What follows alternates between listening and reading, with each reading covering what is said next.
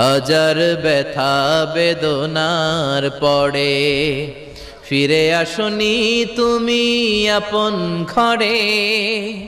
দিনের আলো তুমি ছড়িয়ে দিতে চলে গেলে মদিনায় মক্কা ছেড়ে।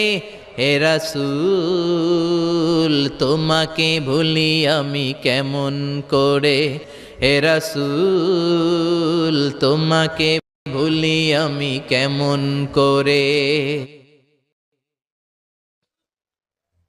হে রাসূল তোমাকে ভুলি আমি কেমন করে।